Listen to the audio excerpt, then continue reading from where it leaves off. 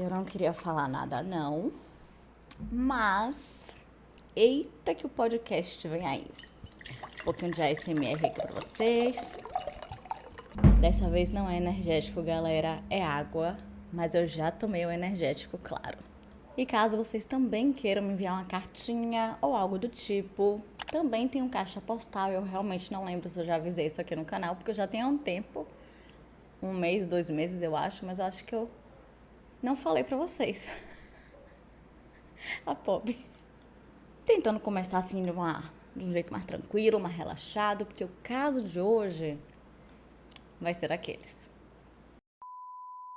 Oi, gente, sejam bem-vindos ao meu canal. Se você é novo por aqui, eu costumo falar sobre casos criminais reais nas sextas. E em alguns domingos eu falo sobre mitos e lendas enquanto eu maquio ou outras histórias. Então, se você gosta desse tipo de conteúdo, não se esqueça de se inscrever e deixar o seu like, que é muito importante para a divulgação do canal, principalmente se você faz isso logo no começo do vídeo, tipo agora. E caso você também tenha uma história real de algum caso criminal que aconteceu com você, com a sua família, ou até mesmo na sua cidade, ou quem sabe um evento mais paranormal, do jeito que a gente tanto ama, é só enviar por e-mail ddmeia-noitestories@gmail.com. Porque quem sabe, a sua história pode ser contada no nosso próximo episódio, depois da meia-noite, que por sinal vai sair nesse sábado. Mas eu já estou falando demais, então chega de blá blá e vamos pro caso de hoje.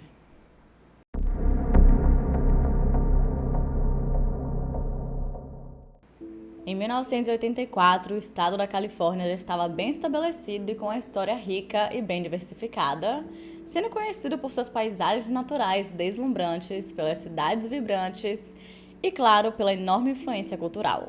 Até hoje, a Califórnia é conhecida por ser um centro de inovação, entretenimento e atividade econômica, sendo seus principais centros de comércio as cidades de Los Angeles, São Francisco e San Diego. Nessa época, um dos bairros de San Diego, que ficava localizado no extremo sul da cidade, chamado San Isidro, era repleto por uma comunidade movimentada e predominantemente hispânica. Lá era o local onde as famílias viviam e trabalhavam e onde as crianças passavam boa parte de suas vidas brincando nos parques locais ou apenas aproveitando o maravilhoso sol e a proximidade com a fronteira mexicana. O bairro era conhecido pela sua atmosfera acolhedora, que hoje em dia é bem difícil de se encontrar, onde todo mundo era unido e se conhecia muito bem. A sua rua principal é a San Isidro Boulevard, por ser o coração do comércio local, cheio de empresas, restaurantes e lojas. Obviamente, como todo bairro em uma cidade grande, San Isidro tinha seus problemas e seus desafios, mas, no geral, era conhecido por ser seguro e amigável. Eu sei que com a experiência que temos hoje em dia é bem difícil imaginar um local 100% seguro, sem violência, aquela coisa toda, mas por lá as pessoas realmente confiavam 100% nos outros, além de terem um certo sentimento muito forte de pertencimento e conforto. Era realmente incrível. Por lá, onde muitos até diziam que o sol parecia brilhar mais forte e que tinha um ritmo mais contraído, existia um símbolo da cultura e acolhimento. Sim, ele, o McDonald's. O fast food era basicamente o local de encontro de famílias e amigos em seus tempos livres, onde eles poderiam comer um belo de um hambúrguer enquanto trocavam risadas e histórias. Antes daquele fatídico dia em 1984, o restaurante tinha uma atmosfera repleta de felicidade, onde os funcionários recebiam seus clientes com um sorriso no rosto e conseguiam trabalhar de forma rápida e eficiente. Tanto que foi exatamente esse o motivo pelo qual a marca ficou tão conhecida. Mas, naquela tarde inesquecível, essa tranquilidade foi terrivelmente abalada por um ato de violência inexplicável que mudou completamente a visão do bairro e da cidade. O massacre do McDonald's, como ficou conhecido, se desenrolou em uma explosão de caos, tristeza e desespero que deixou a cidade em puro pânico e medo. O crime repercutiu por toda a cidade e todo mundo, deixando cicatrizes visíveis e ocultas e encheu o coração de seus moradores de um vazio imensurável. Após esse evento, a cidade passou por uma profunda transformação. A sensação de segurança que antes existia por ali foi substituída por um caos coletivo enquanto todos lutavam para aceitar a realidade da violência que tinha invadido seu refúgio de paz.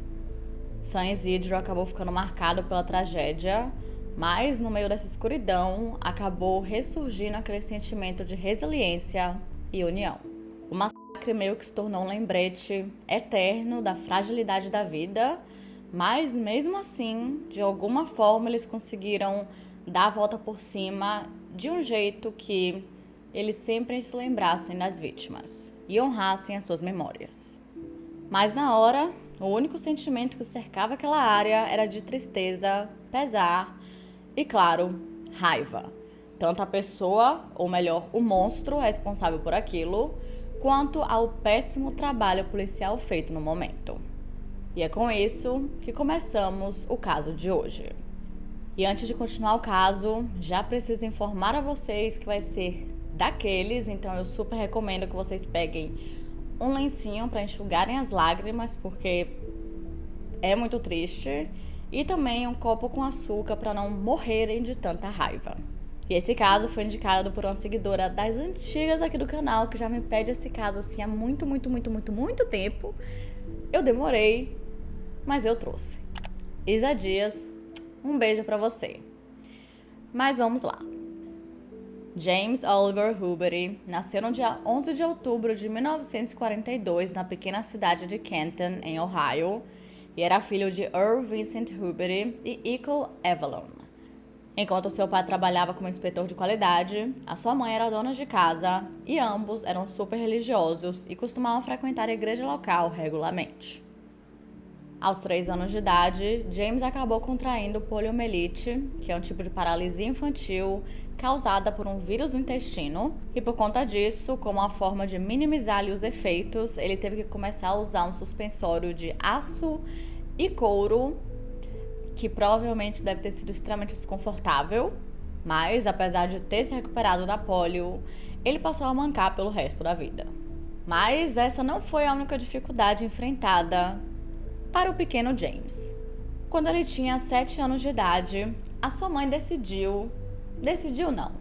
ela disse que havia recebido o chamado para ser uma missionária. Então, logo após a família ter comprado uma fazenda em Mount Eaton em 1950, ela decidiu ir embora, abandonar o marido, abandonar o filho de 7 anos, para distribuir a palavra de Deus. Aparentemente, ela não podia fazer isso com a família. E, obviamente, isso acabou traumatizando o seu filho pelo resto de sua vida. E não é à toa que ele passou a culpar Deus por ter feito a sua mãe abandoná-lo. Além disso, ele também sofreu bastante bullying na escola pelo fato de mancar, como eu falei pra vocês. Mas, além disso, muitas pessoas o julgavam pelo fato de sua família ser extremamente religiosa.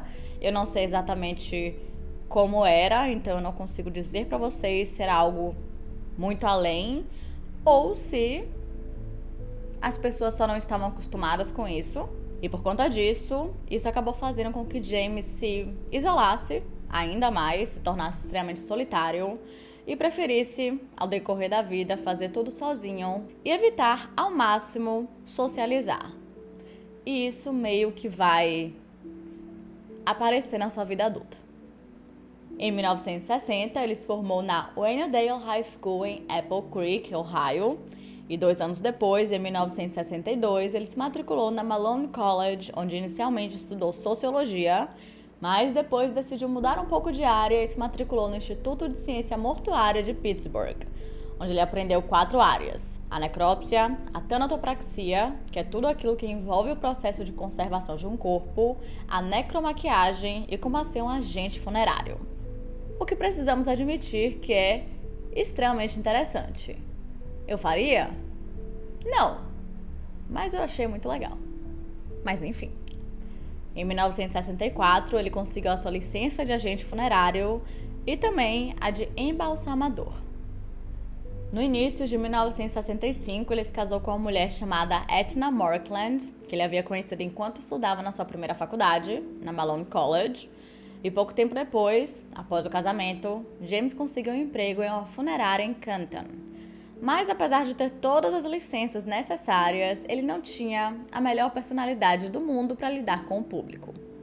É de se imaginar que quando você trabalhe como agente funerário, você precise ter ali uma certa noção das coisas e também uma empatia, porque afinal você está lidando com pessoas que estão em processo de luto. Mas digamos que James Hilbery não tinha isso. Ele não sabia lidar muito bem com as pessoas e, sinceramente, ele não estava nem aí. Então, ao invés de seguir na carreira, ele começou a trabalhar como aprendiz de soldador na empresa Babcock & Wilcox, que é especializada em serviços e tecnologias de energia, sendo mais famosa pelas suas caldeiras a vapor. De acordo com um de seus chefes em uma das casas funerárias que ele trabalhou, James era um ótimo embalsamador, mas realmente ele não tinha ali aquela habilidade necessária para trabalhar em uma agência funerária.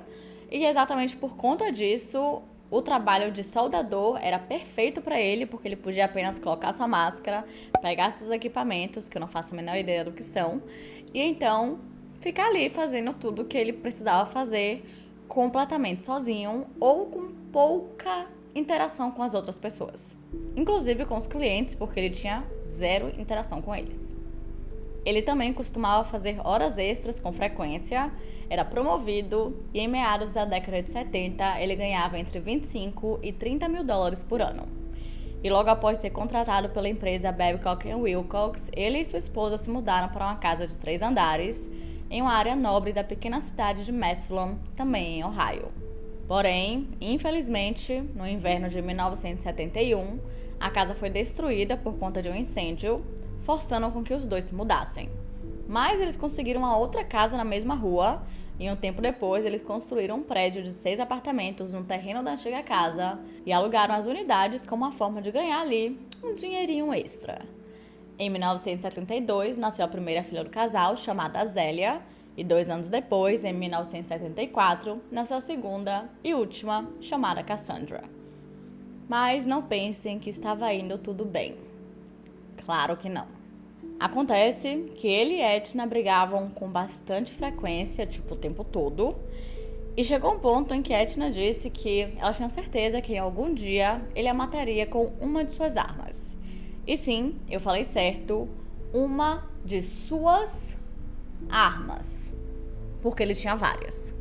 Na verdade, ele tinha tanta arma que podemos dizer 100% de certeza que ele era obcecado e ele amava as suas armas. Só pra vocês terem noção, em qualquer lugar da casa que você estivesse, se você esticasse a mão, você conseguia pegar uma arma. Pois é. De acordo com seu pai, após ele contrair a poliomielite quando ele era criança, James ficou bem irritadiço, principalmente porque ele sofria muitos espasmos e convulsões, então, obviamente, isso causava raiva nele. E isso também durou até a sua vida adulta. Ele se irritava com facilidade realmente impressionante. E na grande maioria das vezes, a pessoa que tinha que lidar com isso era sua esposa.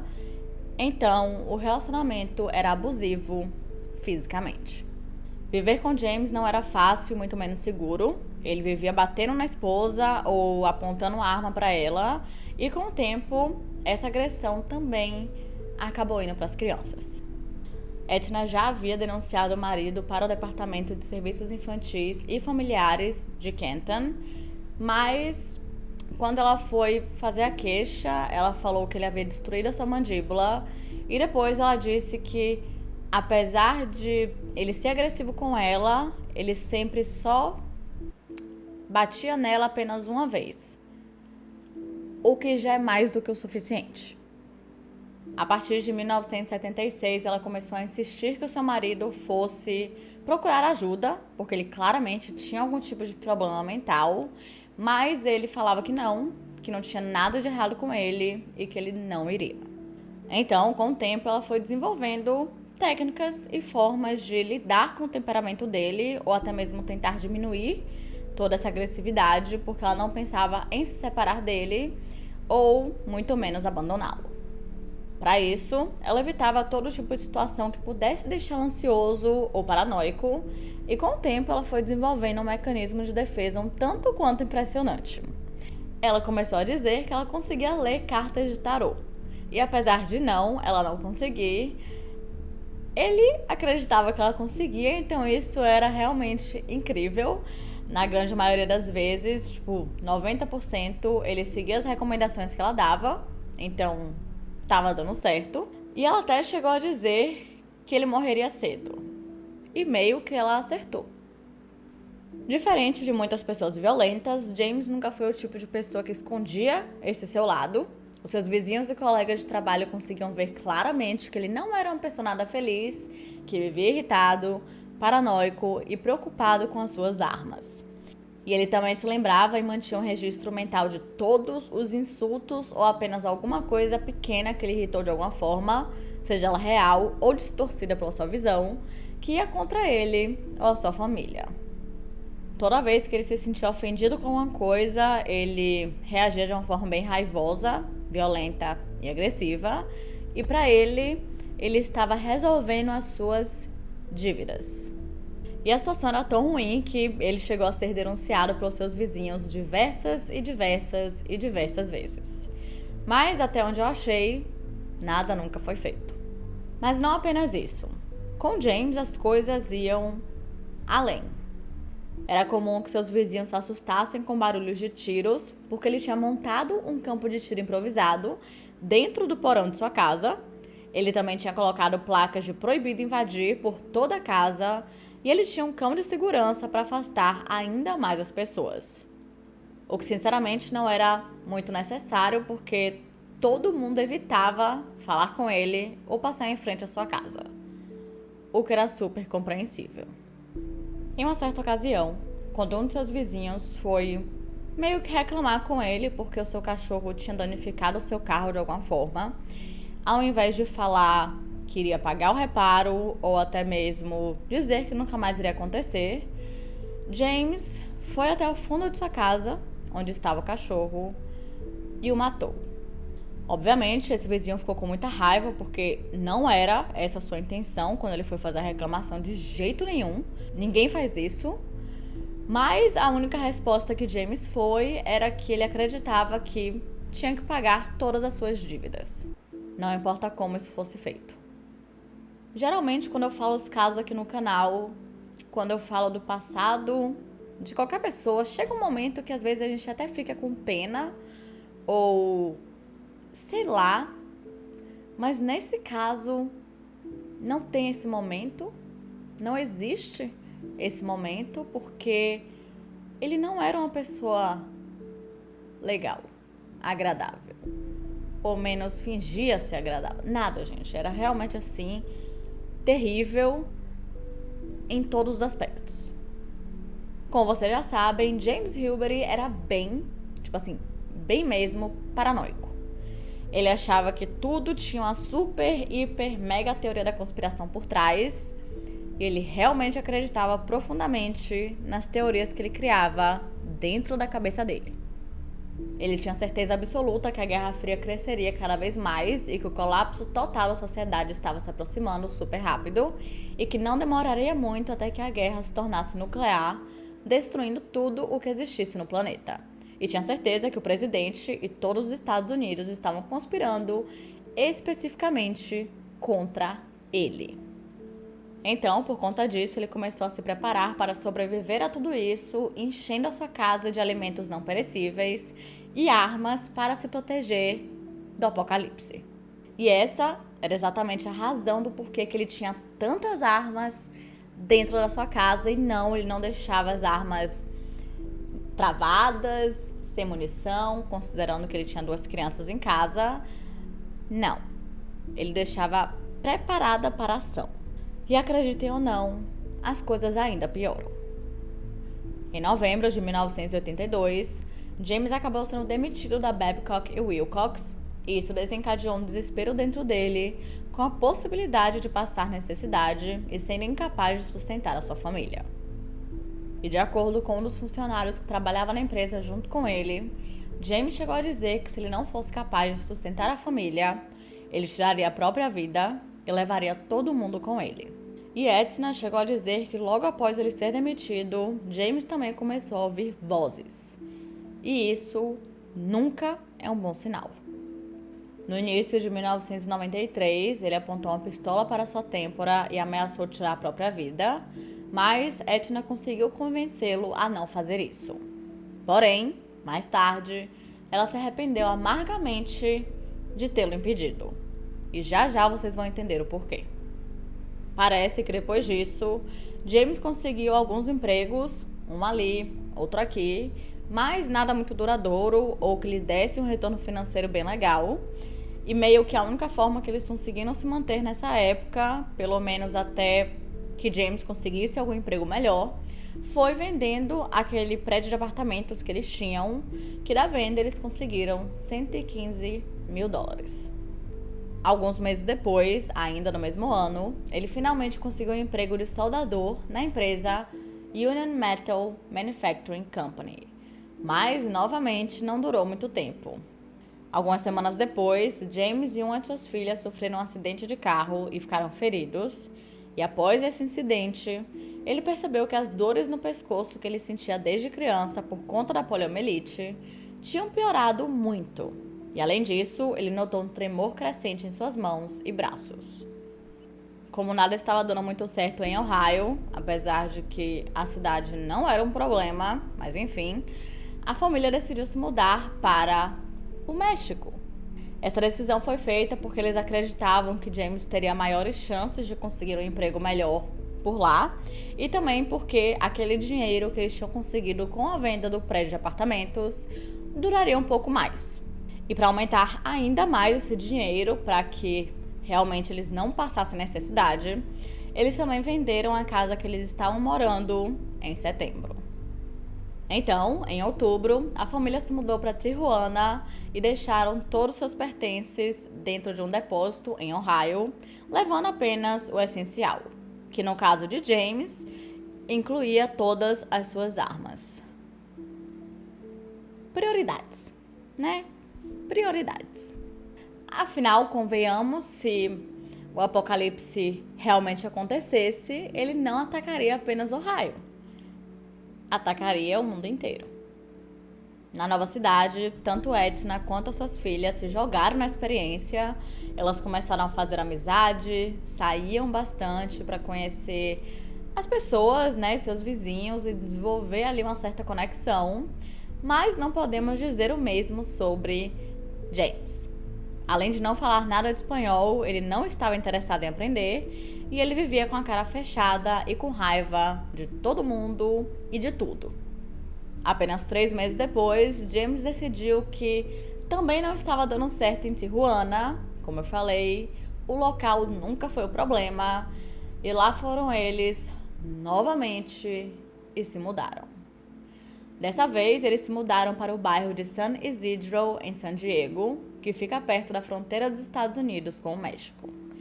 Na nova cidade, a família alugou um apartamento no complexo de apartamentos Cottonwood e logo de imediato, James já estava irritado com alguma coisa. Ele simplesmente odiava o fato de que todos os seus vizinhos eram de origem hispânica. Além de todos os problemas que ele tinha, todos os defeitos, ele também era xenofóbico. Complicado. Realmente não tem como defender esse homem. Pouco tempo após se estabelecerem, James se inscreveu em um anúncio que ele viu no jornal sobre um treinamento para a guarda de segurança, que era um projeto que estava sendo financiado pelo governo. E no dia 12 de abril, ele conseguiu concluir o curso e conseguiu um emprego em uma empresa de segurança em Chula Vista, a cerca de apenas 14 minutos de carro de distância. E lá, ele trabalhava como segurança em um condomínio privado. Com essa nova fonte de renda, a família conseguiu enviar os seus pertences que ainda estavam em Ohio e se mudaram para um apartamento um pouco melhor, com 2 quartos, que ficava na rua Averill. Mas, no dia 10 de julho, James foi demitido. De acordo com seus chefes, ele não estava fazendo um trabalho muito bom e também parece que ele tinha uma certa instabilidade física que o estava atrapalhando bastante. E a esse ponto, James sabia que tinha uma coisa errada com ele e ele sabia que ele precisava de tratamento. Ele até conversou com a esposa no dia 15 de julho, dizendo que sentia que tinha algum tipo de doença mental E 2 dias depois, no dia 17, ele chegou a ligar para a unidade de saúde mental do Centro de Saúde de San Isidro para agendar uma consulta. E é aqui que muitas pessoas acham que ele realmente estava tentando procurar por ajuda, mas eu não tenho tanta certeza assim. Quando ele fez a ligação para a clínica, ele estava falando de uma forma super tranquila, super calma, bem relaxado, não indicando que era algo urgente, e também chegou a dizer que nunca havia sido hospitalizado antes e também que não tomava nenhum medicamento. Dito isso, a secretária não viu nenhum tipo de urgência naquilo, de que ele precisava ser hospitalizado o mais rápido possível, e então informou que ele seria retornado em algumas horas para que eles pudessem discutir ali quais seriam os próximos passos. De acordo com Etna, depois disso, James ficou ali sentado em silêncio por horas, olhando para o telefone, esperando a tal ligação, até que ele pegou sua moto e foi para algum lugar desconhecido. Então, alguns minutos depois, Etna decidiu ligar para a clínica novamente e descobriu por que eles não haviam retornado, e foi nesse momento que ela descobriu que não tinha nenhum registro de James Hilbery. E o que ela não sabia na época é que no momento que a recepcionista anotou o nome dele, o seu sobrenome, em vez de escrever Hilbery, ela escreveu Shilbery. E pelo fato também de não ter tido nenhum senso de urgência na ligação, o seu caso foi colocado como sem crise e ele só receberia a tal ligação de volta 48 horas depois. Só que a esse ponto, eles já estariam atrasados 24 horas. Infelizmente, seria tarde demais e a esse ponto, o massacre já tinha acontecido. No dia 18 de julho de 1984, a família Hilbery iniciou seu dia normalmente. James levou a esposa e as filhas para o zoológico de San Diego e durante o passeio ele comentou com Etna que acreditava que a sua vida tinha acabado. Mas, estranhamente, ele também disse o seguinte: bem, a sociedade teve a sua chance. Indicando que no momento em que ele fez essa tentativa de se hospitalizar na clínica, novamente sem mostrar nenhum tipo de urgência ou que o nível ali que realmente a situação estava, ele tinha dado a chance da sociedade de impedi-lo de alguma forma. E Etna só percebeu que ele estava se referindo a isso muito mais tarde. Após o passeio, a família parou no McDonald's e Claremont para almoçarem, comerem um pouco antes de voltarem para casa. E ao chegarem lá, Etna decidiu que queria dar uma certa descansada, então ela foi para a cama no seu quarto e pouco tempo depois, James entrou e disse que ele iria caçar humanos antes de lhe dar um beijo e se despedir. Só que isso não era algo estranho quando falamos de James. Ele costumava falar esse tipo de coisa e agir de forma estranha, esquisita e suspeita o tempo inteiro. Era meio que o normal dele. Então, quando ele falou que iria caçar humanos e saiu de casa sem mais nem menos, ela não estranhou. Na verdade, ela tinha pensado apenas que ele estava fazendo isso para irritá-la. E por conta disso, ela apenas ignorou. O próximo passo de James foi se despedir da filha mais velha, enquanto carregava um certo pacote que estava embrulhado em um cobertor xadrez, e ao abrir a porta, ele se virou para ela e disse que não voltaria. Novamente, isso não era incomum. Ele saiu de casa vestindo uma camiseta marrom e uma calça verde camuflada. E não demoraria muito tempo até que todo mundo soubesse exatamente onde ele estava. Assim que ele saiu de casa, ele passou na San Isidro Boulevard, que era aquela rua principal no bairro de San Isidro, e então ele passou em um supermercado chamado Big Bear e em seguida em uma agência de correios que ficava por perto.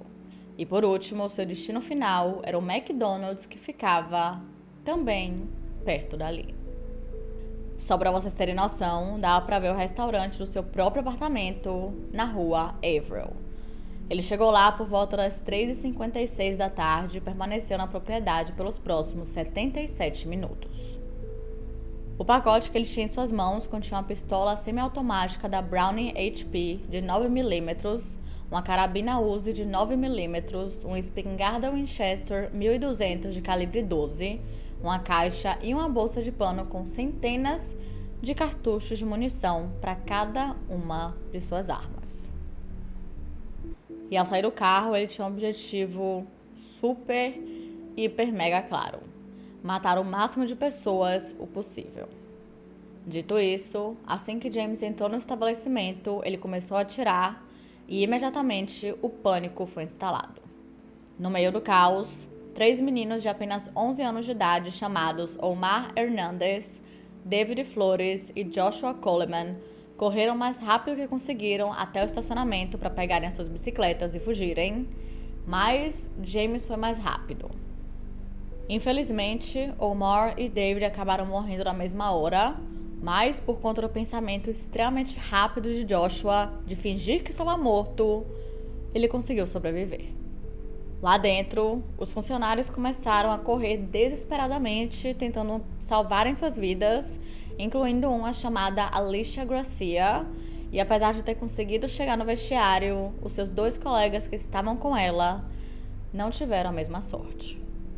No meio do caos, James começou a gritar para que todo mundo abaixasse e ficasse quieto. E então, como eles achavam que eles realmente teriam alguma chance de que, se eles cooperassem, esse cara, esse criminoso, não iria matá-los. Mas, como eu falei para vocês, James tinha um único objetivo que era extremamente claro.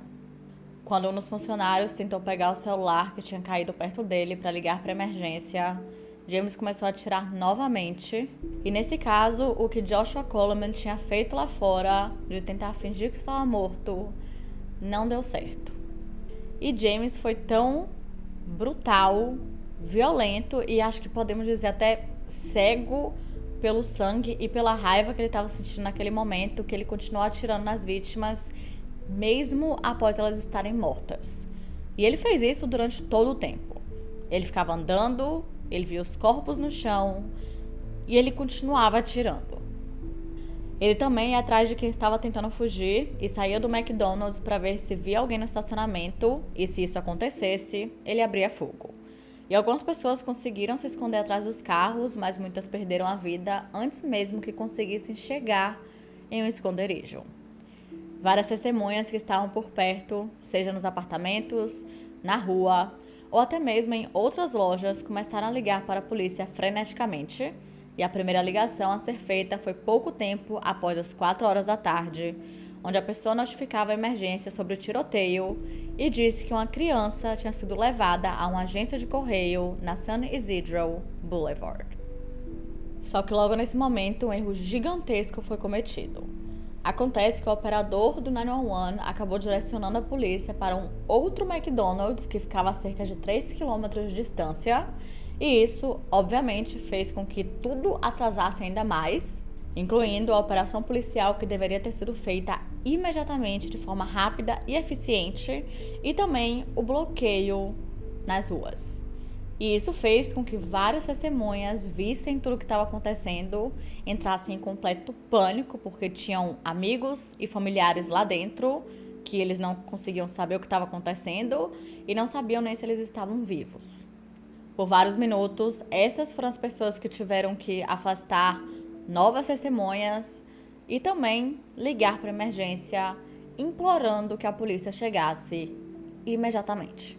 E isso só fez com que gerasse ainda mais pânico do que já tinha.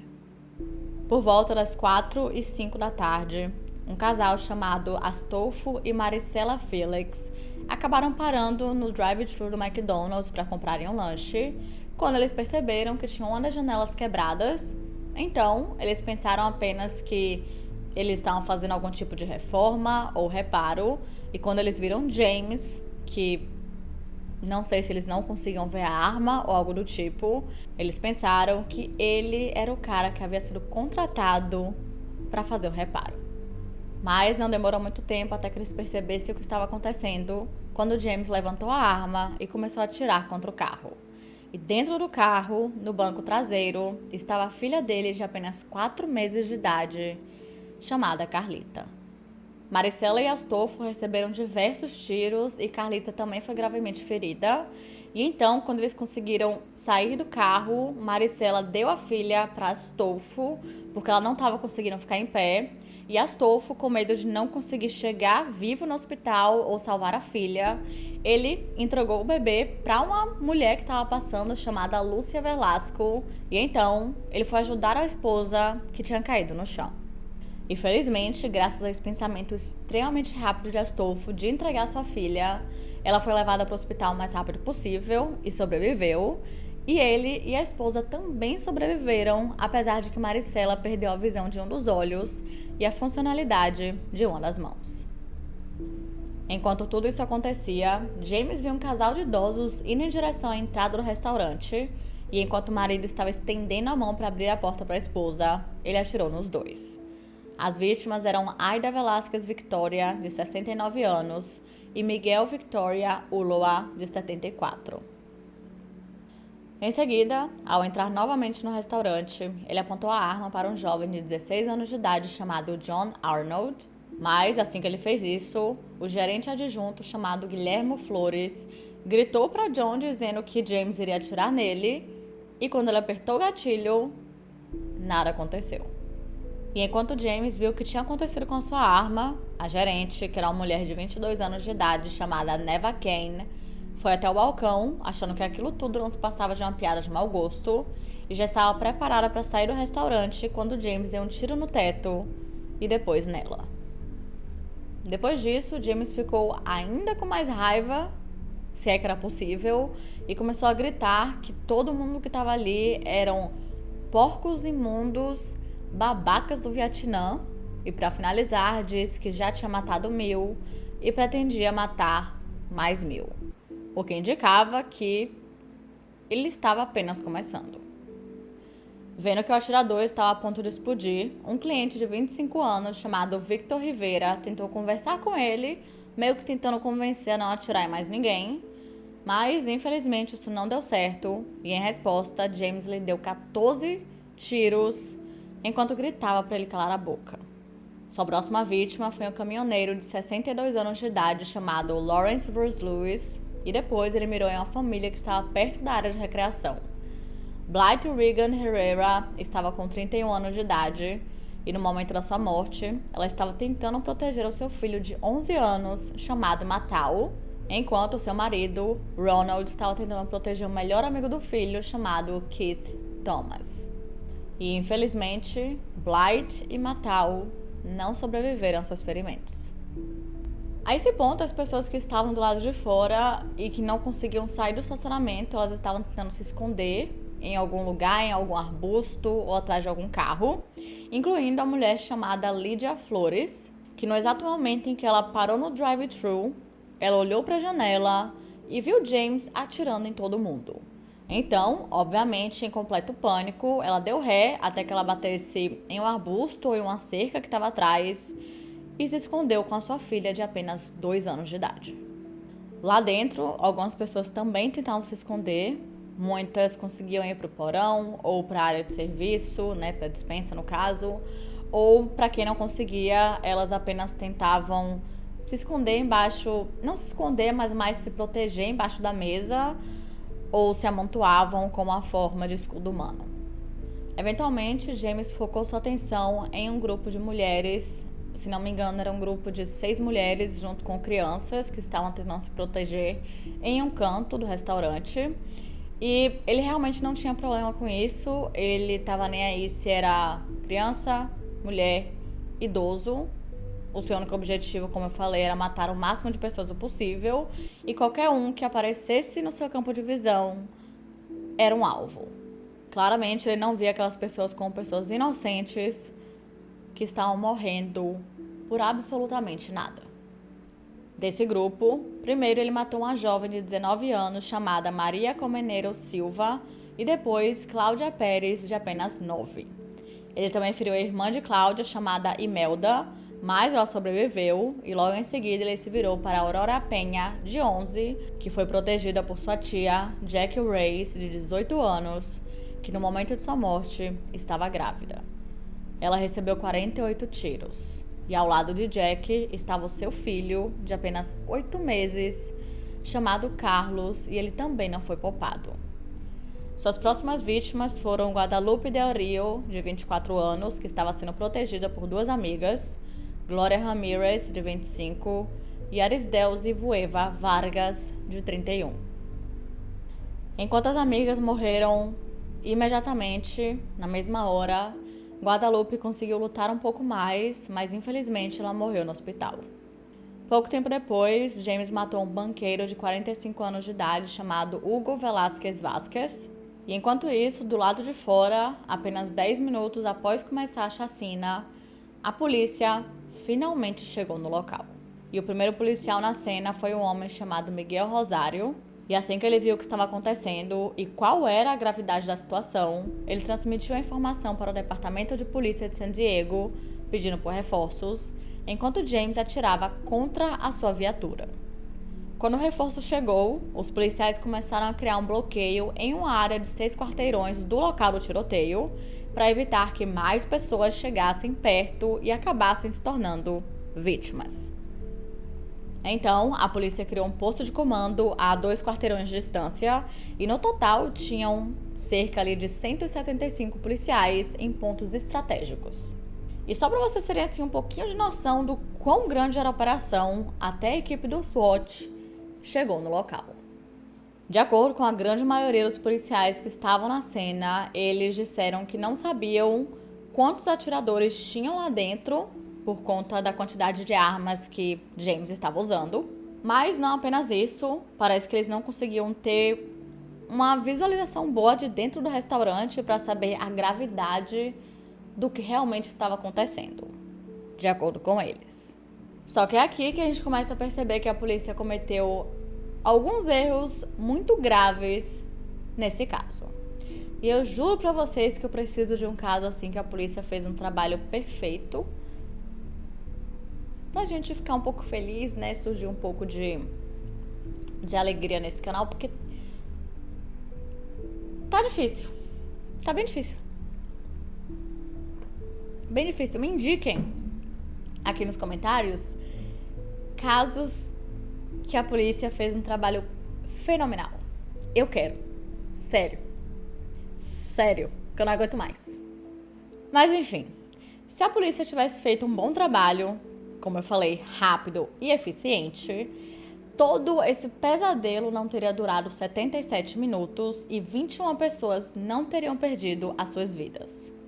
Ao que tudo indica, parece que eles não perceberam a gravidade da situação no sentido de número de vítimas, né? Tipo, do atirador estar realmente enlouquecido. Porém, eu acabei de falar pra vocês que assim que o primeiro policial, Miguel Rosário, chegou no local, ele viu como a situação estava, porque literalmente tinham corpos de pessoas do lado de fora no estacionamento. Então, isso não faz o menor sentido, eles dizerem que não sabiam a gravidade. Segundo, que eles falaram várias vezes que não sabiam quantos atiradores tinham lá dentro por conta da baixa visibilidade. Só que várias testemunhas, várias mesmo, incluindo pessoas que estavam apenas observando, ou vítimas que tinham conseguido escapar, ou as vítimas que estavam no estacionamento, chegaram a dizer que logo no início elas informaram a polícia que tinha apenas um atirador. E mais, elas deixaram claro que ele não estava fazendo reféns, e sim, apenas matando. Desde o começo, para todo mundo, aparentemente menos para a polícia, ficou muito claro que esse não seria o tipo de situação onde eles conseguiriam fazer um acordo com o criminoso, porque ele não estava interessado nisso, ele não queria um acordo, ele não queria dinheiro, ele não queria absolutamente nada, ele só queria sangue. Mas por algum motivo que ninguém sabe até hoje, a polícia não fez nada e James continuou atirando. Mais tarde, muitos sobreviventes relataram que chegou um momento em que James foi até o balcão de serviços para ajeitar o rádio, provavelmente procurando alguma notícia que estivesse falando sobre o seu crime, e depois ele apenas colocou uma estação de música e enquanto atirava em mais vítimas, ele ficou dançando. É surreal, e podemos dizer com toda a certeza do mundo que ele era um monstro. Pouco tempo após decidir ali que ele estava cansado, né, não queria mais dar uma dançada, ele foi até a cozinha e lá ele encontrou mais 6 funcionários. Imediatamente, uma das mulheres começou a gritar em espanhol, pedindo para que ele não a matasse, mas ele a matou mesmo assim. O seu nome era Paulina Lopes, de 21 anos. Depois ele começou a atirar nos outros, matando Elsa Boa Fierro, de 19 anos, Margarita Padilla, de 18, e feriu gravemente um jovem de 17 anos chamado Albert Leos. No pânico, algumas pessoas, incluindo Albert Leos e uma jovem de 17 anos chamada Wendy Flanagan, conseguiram ir até a despensa, que ficava no porão, e felizmente eles sobreviveram. Quando James ouviu o caminhão de bombeiros por perto, ele provavelmente percebeu que a situação lá fora não estava muito boa para ele, mas ao invés de fazer com que ele recuasse, o efeito foi o completo oposto. Ele continuou atirando e, se duvidar, até com mais raiva ainda.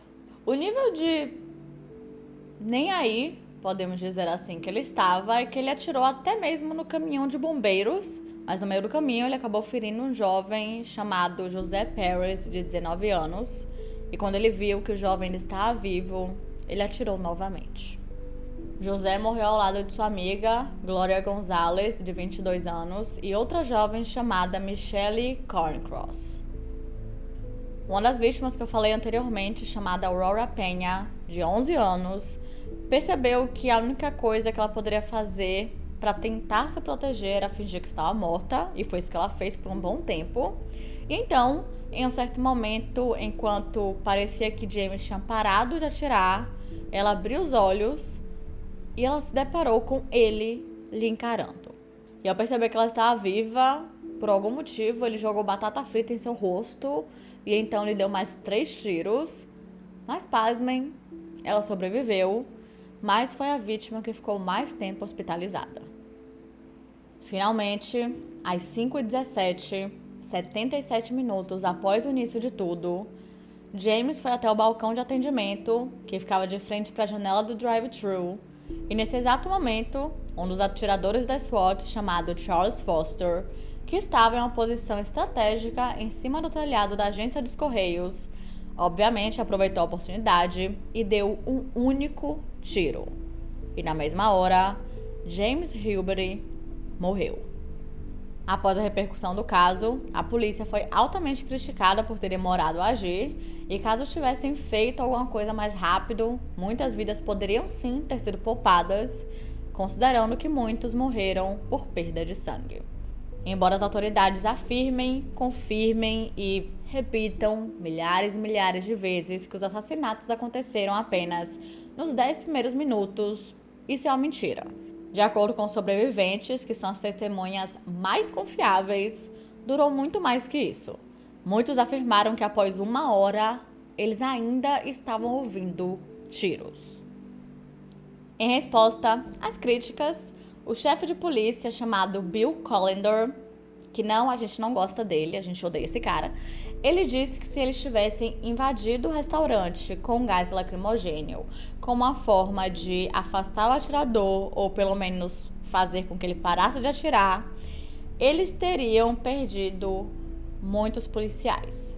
Obviamente, após falar isso, ele foi ainda mais criticado. Vamos lá. Quando você decide ser um policial, você já sabe que a sua vida está em perigo. Faz parte do trabalho.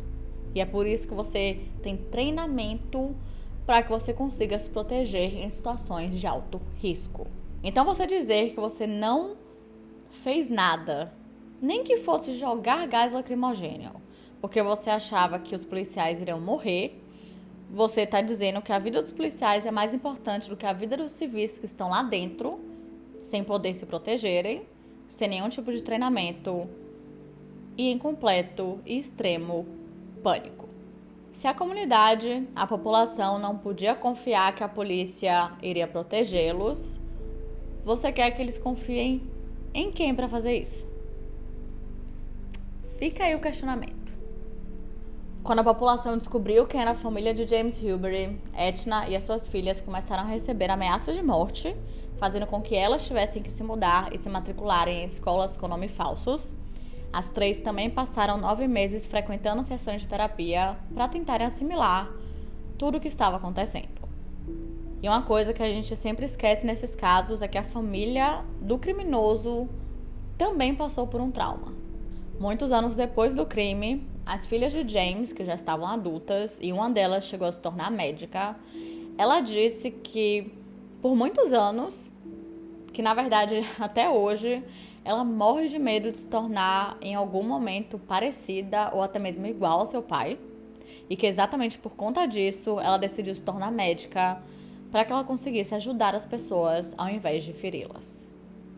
Já Etna Hilbery, bom, ela tentou processar o McDonald's por 5 milhões de dólares, dizendo que James tinha se tornado uma pessoa tão raivosa após consumir muitos McNuggets. Sim, tô confusa. Não, eu não tô inventando isso. Ela realmente fez isso e ela realmente acreditou que ia dar certo. Obviamente, o processo não foi pra frente e ela também tentou vender sua narrativa para um estúdio de Hollywood para que fosse feito um filme ou algo do tipo e, consequentemente, lucrasse com a situação, mas isso também não deu certo, mas por conta da rejeição do próprio público.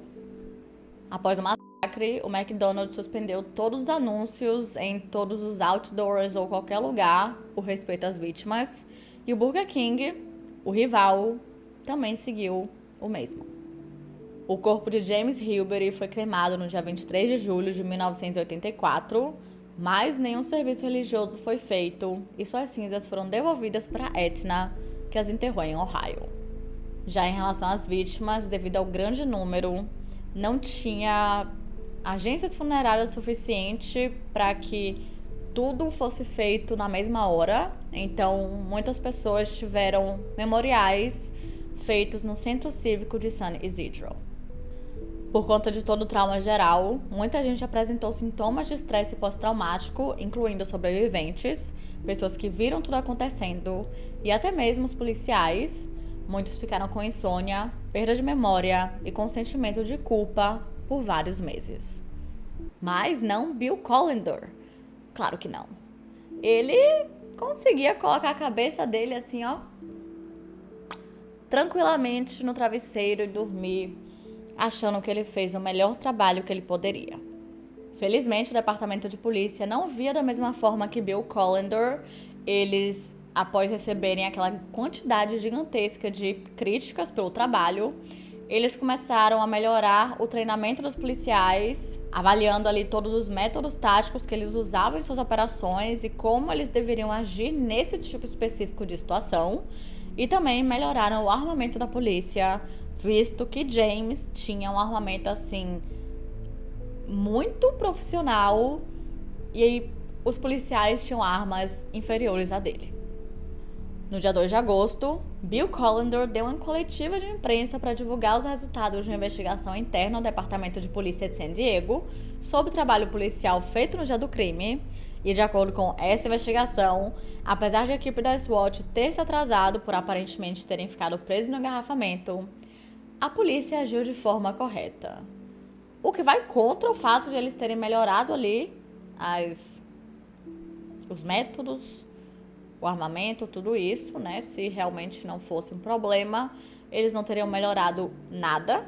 E Bill também disse que qualquer insinuação de que a polícia deveria ter invadido o restaurante é ridícula e que eles conduziram a operação da forma que deveria ter sido feito.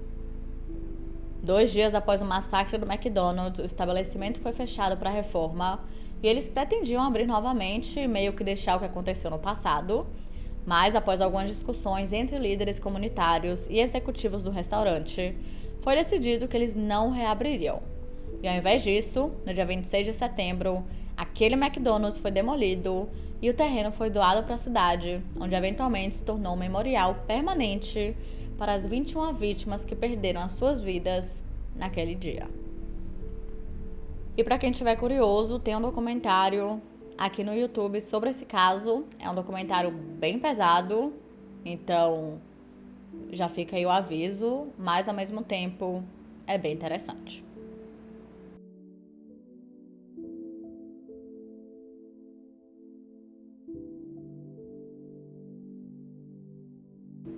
E é isso, gente. Esse foi o vídeo de hoje. Não se esqueçam de se inscreverem e deixarem seu like, que é muito importante para a divulgação do canal, de verdade. E se você tem alguma sugestão de casos criminais, mitos, lendas ou basicamente qualquer tipo de história, é só comentar aqui embaixo que eu anoto tudo e tento trazer o mais rápido possível. E caso vocês também tenham alguma história real de um caso criminal que aconteceu com você, com a sua família, ou até mesmo na sua cidade, ou quem sabe um evento mais paranormal, do jeito que a gente tanto ama, é só enviar por e-mail ddmeanoitestories@gmail.com. Porque quem sabe a sua história pode ser contada no nosso próximo episódio, ou depois da meia-noite. Então é isso. Até amanhã, depois da meia-noite.